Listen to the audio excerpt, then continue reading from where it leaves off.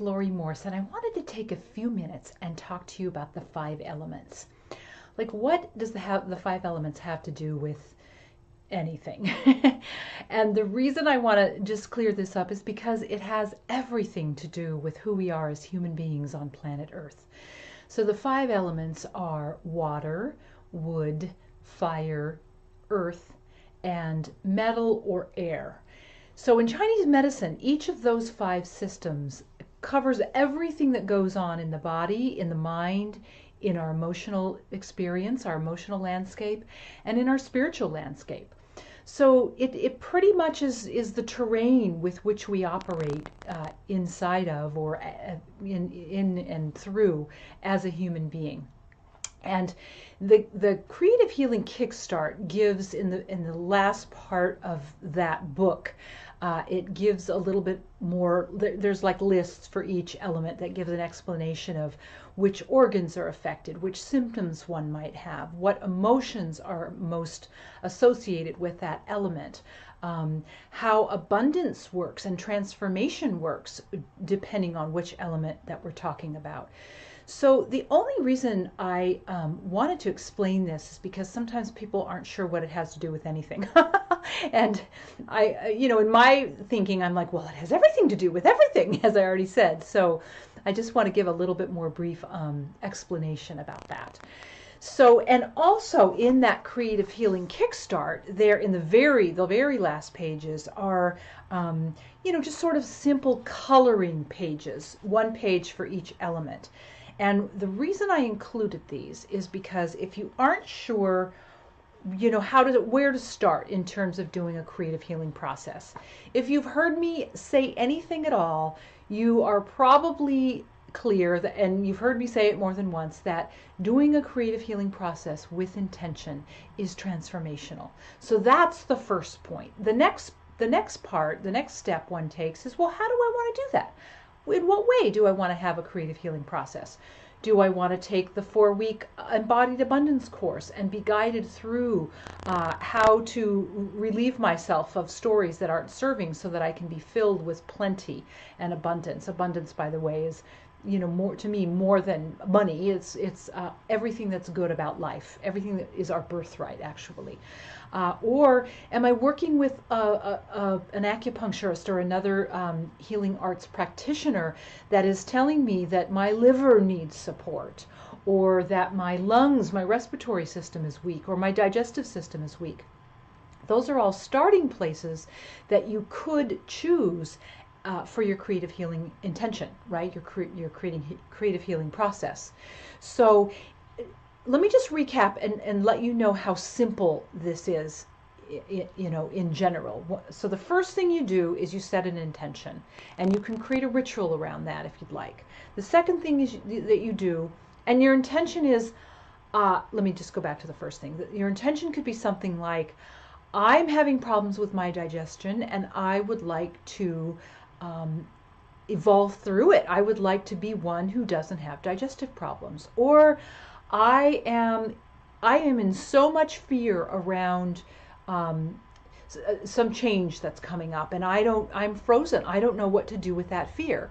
That's a perfectly valid intention. Your intention would be something like, more along the lines of, I would like to move through this change with grace. Show me how.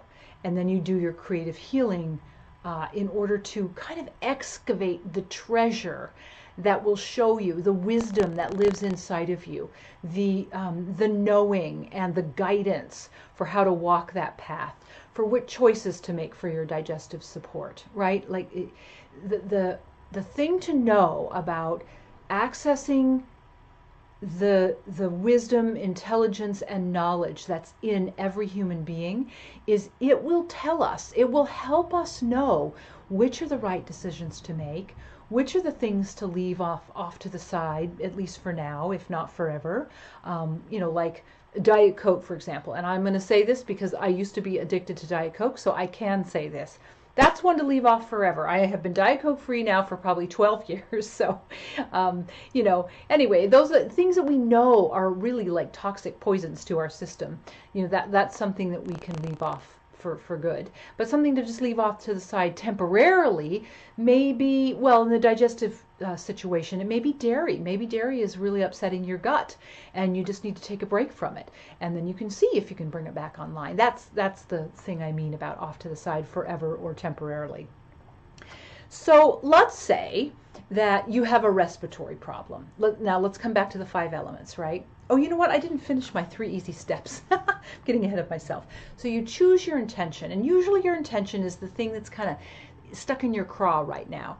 And I would recommend that you don't pick the biggest, baddest problem that you've had for decades, because if you're just starting out doing creative healing intentions or processes with intention, you want to sort of get a little rhythm with it. You want to start building some momentum before you will know. Your inner wisdom will say, okay, now let's do a creative healing process around that. That thing, that one thing. We all have at least one thing that's almost seems too big to get ourselves through. It's the thing that causes our greatest growth, and initially it seems impossible to climb over that hill or mountain, so to speak. But I promise you, it's climbable. And creative healing processes are incredible. What are those things, like cleats, but for mountain climbers? I don't know what they're called for mountain climbers. They help us grasp and get grip and get traction and get ourselves moving ahead. Even if we're taking 2 steps forward and 1 step back, we're still moving forward, right? So it's okay. That's actually the way a healing journey tends to go, is 2 steps forward and 1 step back. And oftentimes what people will do when the 1 step back happens is they freeze and they get nervous and they're scared and they feel like they're never going to get where they want to go, and they feel like they'll always be in this hard place. And that's not true if you keep moving forward, if you keep doing processes, if you keep trusting yourself, trusting your inner wisdom, that as you keep walking, that you actually will get somewhere. Okay, so that's number 1. You set an intention, and in the creative kickstart, there was a few ideas on doing small rituals, minor rituals around when you sit down to do a creative healing process with intention. Next, you play. You do your creating. And you try to do that without a lot of judgment and criticism. That's going to come up anyway, but it's a practice to just go, oh, there she is again, that little critical part of me. I'm going to just set you aside, sweetheart. We're playing right now. We're playing with color. We're playing with just a simple page. There's nothing fearful about this. I'm not going to die. That's the kind of talking I do off the ledge to my critical mind, my judgmental mind. All she wants to do is protect us. So we kind of have to just help her know that we're going to be okay. So, and then the third part is, after you're done doing your creative play, then you want to be very specific about asking the piece, the page that you just colored on, or the canvas you just painted, whatever it is. You're asking the piece for its wisdom and its insights. You're asking the piece to tell you what it knows that you don't know. Because what you may or may not know is that the page or the canvas or the paper or the whatever the substrate is you're working on is a portal to your higher intelligence. It's a portal to your spirit.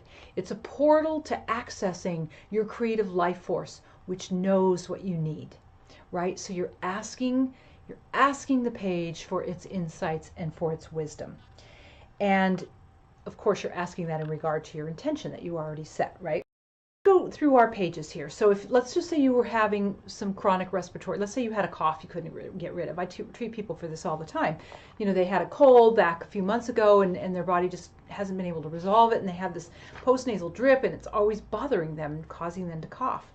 Well, that, if something doesn't resolve itself in normal timing, it usually is a message from our intelligent part of our being trying to get our attention, because it wants us to consider transformation. That's more than just taking NyQuil to make the cough go away, right? So you would choose this page. This is the metal and air page. And the metal, the above, this is supposed to be blocks of gold. And then this is just air, right? So you would write your intent, as an example, you would write your intention, like you're writing yourself, you'd write your intention on the front, or you could write it up onto one side if you don't want to cover, you know, the blocks. Or you could write yourself an entire letter on the back of the page, right? And then color, just color. You have your intention, it's seeping into your cells, your intelligent system knows that you have an intention to understand what this is trying to tell you, what your respiratory system, what this element, this metal air element is trying to have you know.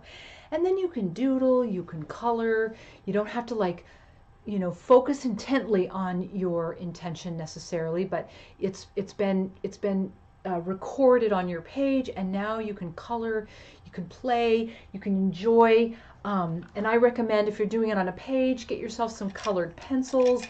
Practice looking at all the colors and picking the pencil that lights up the most.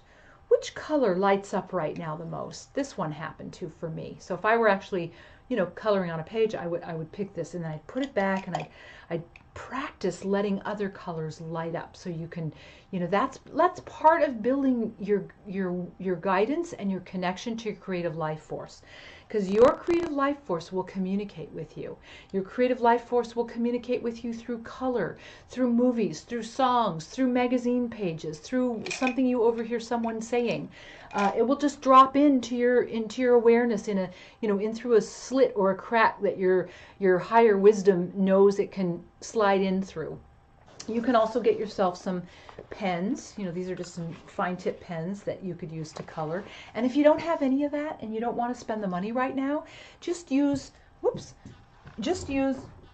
a pencil, a pen, and a highlighter. And you can, you know, if you have more than one color highlighters, that's fine. Just write some things down, circle, swirl, make hearts, you know, whatever. Fill in, you know, a circle or a square or a triangle with your highlighting colors. Just give it a little bit of dimension beyond just a pencil or a pen. Okay? And now let's say you have problems with your thyroid, or problems with insomnia, or that fear and anxiety piece we talked about. That would be under the water element, and you don't have to memorize all the stuff I'm saying to you on the video. All this is in the Kickstart in a list form, right? So you do the same thing with a page, the water page that we just went through on the metal page. And if your digestive system is really having, you know, giving you fits, then that would be the earth element, and you would basically use this page to color on, and you would write yourself a love note. You might even draw a little bit of a rough copy of some vegetables and color those in if you feel like you want to increase your vegetable intake, as an example. And let's say you feel really stressed and anxious, and your heart has a little bit of a palpitations, and you don't have access, you don't feel like you have access to your creative life force. It's there, but it's kind of feels like it's far away, and you want to connect to it more, or you want to connect to spirit or your source better. You feel like that connection is a little bit weak. This is the page that you would do your intention and your coloring on, right? And let's say you have a hard time making decisions, or you you eat a lot of sugar, or your practitioners told you your liver is struggling, or you have hormonal imbalance, or you don't methylate well. There's a lot of things that fall under the wood element. This system works really hard for us in a Western world. Well, it does in most people's life, but in the West, we really work this system hard. You would use this page, and you could color this page. So those are just some ideas. Those are like starting off places for you, kind of springboards for you, so that you can start understanding who you are as an elemental being. You will see trees and wood in nature. In fact, we are a tree of life as a human being. Now, if we haven't done this consciously, then for a lot of us, our trees are upside down, and one of the things that we can do in this element is turn our tree upside down and become the tree of life, become one who accesses not only deep roots into the core of Mother Earth, but accesses cosmic sun energy in order to create bounty, in order to fruit, in order to blossom, in order to, be a beautiful expression in nature, which I am madly in love with trees. So whenever I see a tree, I just feel like, oh, that's just such a beautiful expression of nature. And we are all that, actually. So there's water in nature. There is obviously earth in nature. There's air and the wind. One of my favorite ways to describe chi, or life force, is that it's the thing that blows and moves the natural world, but we don't necessarily see it. But we can't say it doesn't exist. And yet it has great impact. And when we breathe in air, we don't see the air we breathe in, but we do not deny the air that we breathe in, right? So that's kind of one way to think about air. And metal too, like there's crystals in the earth. And that crystalline structure is part of our bones. So that's where, and alchemy falls under this element too, because when we talk about turning base to gold, that's an old adage alchemy story. What it's really representing, what it really is having us know, what it really wants us to know the meaning of, is we're turning density into lightness. That's what we're supposed to be doing in our life, is when we bump up against something that is dense and causes us to feel stuck and is old and is not true, we're supposed to transform or transmute that. And that's called alchemy. And that's exactly what a creative healing process allows us to do.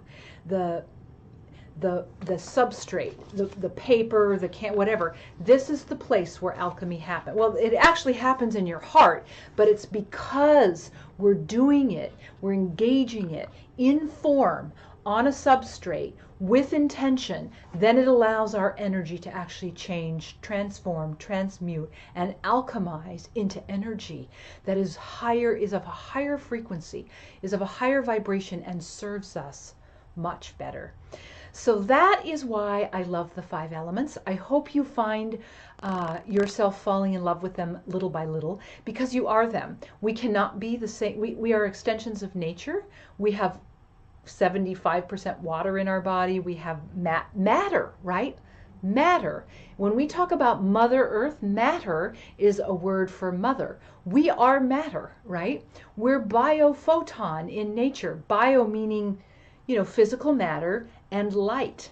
So I could go on and on about this subject, but I really just wanted to give you a little bit of oomph on the 5 elements. I hope you enjoyed it. And we will be talking again very soon, I'm sure, or at least connecting in virtual video world. Ciao for now.